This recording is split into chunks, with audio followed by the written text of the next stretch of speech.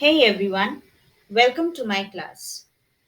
আজকে আমি তোমাদেরকে কিভাবে মিড সেন্টেন্স করতে হয় সেইটা নিয়ে আজকের ক্লাসটা শুরু করছি।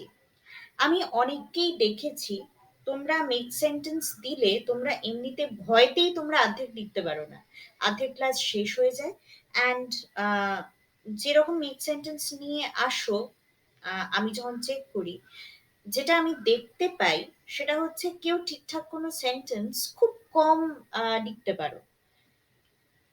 তো আজকে এই জিনিসটা, আজকের টপিক হচ্ছে মিড সেন্টেন্সেস, অ্যান্ড এটা হচ্ছে পুরোপুরি বিগিনার্সদের জন্য, যারা একদম ফার্স্ট যারা ইংলিশটা শিখছে তাদের জন্য, এবং যারা ধরো ক্লাস 3 4 5 এরকম টাইপ অফ ক্লাসে পড়ো এবং you don't know how to make sentences.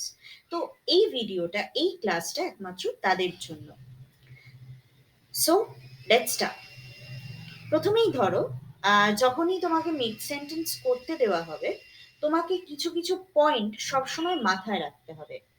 Always remember, keep it simple. যে সেন্টেন্সটা তোমরা বানাবে সেই সেন্টেন্সটা যেন একদম সিম্পল হয়। তোমরা যে ক্লাসে পড়ছো, ধরো কেউ 3-তে পড়ছো, কেউ 4-এ পড়ছো, কেউ 5-এ পড়ছো, সেই অনুযায়ী সেই রকম স্ট্যান্ডার্ডের সেন্টেন্সটাকে বানাবে। সেকেন্ড পয়েন্ট যেটা মনে রাখবে সেটা হচ্ছে, do not make complicated sentences. কোনো সেন্টেন্সকে বেশি লম্বা করতে গিয়ে কমপ্লিকেটেড করে ফেলো না, জিনিসটাকে সিম্পল রাখো, অ্যান্ড খুব বড় করার দরকার নেই, ঠিক আছে? নেক্সট হচ্ছে, use situations which are relevant to you. তোমার আশেপাশে কি ঘটছে সেই সিচুয়েশনস গুলোকে ইউজ করো, তোমার লাইফে কি ঘটছে সেই সিচুয়েশনস গুলোকে ইউজ করো। এমন কিছু লিখো না যেটা তোমাদের টিচার ইন্টারনেট থেকে দেখে তোমাদেরকে বলছে বা তোমরা গুগল থেকে সার্চ করে লিখছো, ওই রকম ভাবে লিখো না। বন্ধুরা লিখছে বলেই তোমাকে লিখতে হবে, টিচার তোমাকে শিখিয়েছে বলে ওটা মুখস্থ করে লিখতে হবে, ওই রকম করতে গিয়ে কিন্তু অনেক গন্ডগোল হয়ে যায়। সেন্টেন্স গুলো তোমাদের মাথায় থাকে না, ভুলভাল সেন্টেন্স লিখে ফেলো। অ্যান্ড লাস্ট পয়েন্ট হচ্ছে, you have to translate your thoughts in English. ইংলিশটা তোমাদের মাতৃভাষা যেহেতু নয়, সেহেতু তোমাকে বাংলাতেই ভাবতে হবে। সেই বাংলাতে যেটা ভাবছো সেটাকেই তোমাকে ইংলিশে কনভার্ট করতে হবে, সেটাকেই তোমাকে ইংলিশে ট্রান্সলেট করতে হবে, এছাড়া আর কোনো উপায় নেই। এই জিনিসগুলো সবসময় মাথায় রাখবে, সিম্পল রাখতে হবে। বেশি বড় করতে গিয়ে কমপ্লিকেটেড হয়ে যায়, তাই বেশি বড় করার দরকার নেই। তোমার লাইফে যে সিচুয়েশনস গুলো আশেপাশে ঘটছে সেই রকম ভাবেই সেন্টেন্সেস গুলো লেখো, এবং যেগুলো ভাবছো সেগুলো ইংলিশে ট্রান্সলেট করে লিখতে হবে। এছাড়াও আরো কিছু রুলস আছে যেগুলো আমি সবসময় তোমাদের ক্লাসে বলে থাকি। রুল নাম্বার 1 হচ্ছে কি, the given word can not be changed. যে ওয়ার্ডটা দেওয়া থাকবে সেই ওয়ার্ডটাকে তুমি কোনোভাবে চেঞ্জ করতে পারবে না। ধরো দেওয়া আছে ফ্রেন্ডস, তুমি এই ফ্রেন্ডস কথাটাকে ফ্রেন্ড করতে পারবে না, বা ফ্রেন্ডস এর জায়গায় তুমি অন্য কোনো বেস্ট ফ্রেন্ড ইউজ করতে পারবে না। হ্যাঁ, বেস্ট ফ্রেন্ড ইউজ করতে পারো, কিন্তু যেহেতু ফ্রেন্ডস দেওয়া আছে তুমি এসটাকে কেটে দিতে পারো না। ধরো ওখানে একটা ওয়ার্ড দেওয়া আছে টিম, টিমটাকে আবার টিমস করতে পারবে না, ঠিক আছে? এইভাবে তোমাদেরকে করতে হবে। রুল নাম্বার 2 হচ্ছে, আন্ডারলাইন দ্য ওয়ার্ড। যে ওয়ার্ডটা দিয়ে মিড সেন্টেন্স করছো সেই ওয়ার্ডটাকে সবসময় আন্ডারলাইন করতে হবে। আর রুল নাম্বার 3 হচ্ছে, ইউজ পাংচুয়েশনস। পাংচুয়েশনস মানে হচ্ছে, যখনই কোনো সেন্টেন্স শুরু হচ্ছে, it starts with a capital letter. যদি একটা প্রশ্ন থাকে তাহলে কোয়েশ্চেন মার্ক দিয়ে শেষ হবে, যদি কোনো একটা নর্মাল সেন্টেন্স থাকে তাহলে ফুল স্টপ দিয়ে শেষ হবে, কোথায় কমা হবে কোথায় ফুল স্টপ হবে এইগুলোকে ইউজ করবে, ক্যাপিটাল লেটার স্মল লেটার এইগুলোকে মেনটেন করবে। ওকে, এবার আমি একদম একটা ওয়ার্ডে চলে আসছি। ধরো একটা ওয়ার্ড দেওয়া আছে ইংলিশ, এই ইংলিশটা দিয়ে তুমি কি মিড সেন্টেন্স করতে পারো? অনেকেই তোমরা কনফিউজ হয়ে গেছো আমি জানি। আজকেও যেরকম দেখছিলাম আমি কয়েকজন ক্লাসে কনফিউজ হয়ে গেছো। এটা কিন্তু কিছুই না। ইংলিশ কি? ইংলিশ একটা সাবজেক্ট। তাহলে তুমি ইংলিশ দিয়ে কি বলতে পারো? এত কনফিউজ হয়ে যাওয়ার কিছুই নেই।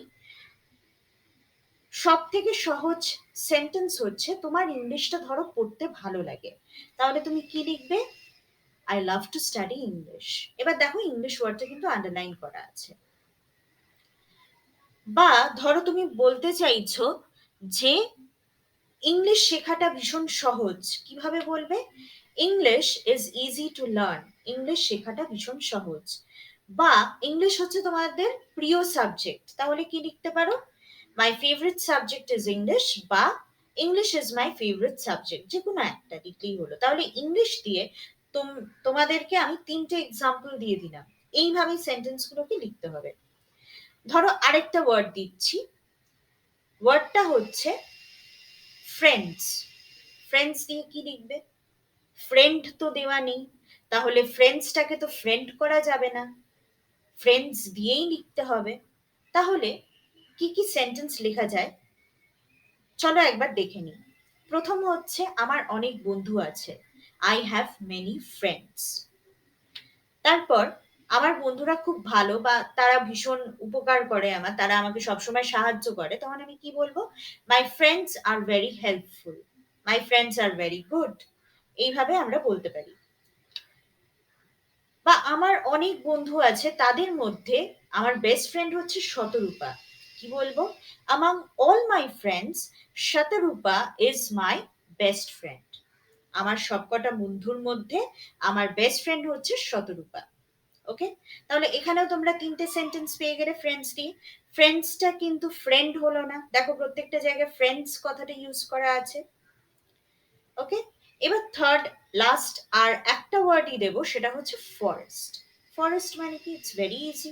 ফরেস্ট দিয়ে তুমি কি লিখতে পারো? প্রথম কথা, tiger leaves in a forest. একটা যে কোনো ওয়াইল্ড অ্যানিমালকে নিয়ে নাও, সে ফরেস্টে থাকে, সে টাইগার হতে পারে, লায়ন হতে পারে, ডিয়ার হতে পারে, এলিফেন্ট হতে পারে। তাহলে একটা অ্যানিমেলের নাম দিলে, ওয়াইল্ড অ্যানিমেলের নাম দিলে, সে কোথায় থাকে? ফরেস্টে থাকে। কিভাবে লিখলে? Lion lives in a forest, বা elephant lives in a forest. Okay, বা wild animals live in forest হলো। এবার ধরো একটা ফরেস্টের নাম দিয়ে দিলে, তোমাদের বাটারফ্লাই বইতে অলরেডি আছে সুন্দরবনস ইজ আ ফরেস্ট, সেটাই তুমি এখানে লিখে দিলে যে সুন্দরবনস ইজ আ ফরেস্ট। তারপর ধরো তুমি কোথাও একটা বেড়াতে গেছিলে, সেটাকেও লেখা যায়। এটা একটু হয়তো কমপ্লিকেটেড হয়ে যাবে তোমাদের জন্য, যেহেতু এটা বড়। তোমরা এরকম ভাবে ট্রাই করতে পারো, কেননা যত উঁচু ক্লাস হবে তোমাদের কিন্তু এগুলো কাজে লাগবে। তোমরা কি বলতে পারো? I went to visit the Sundarbans reserve forest last summer vacation.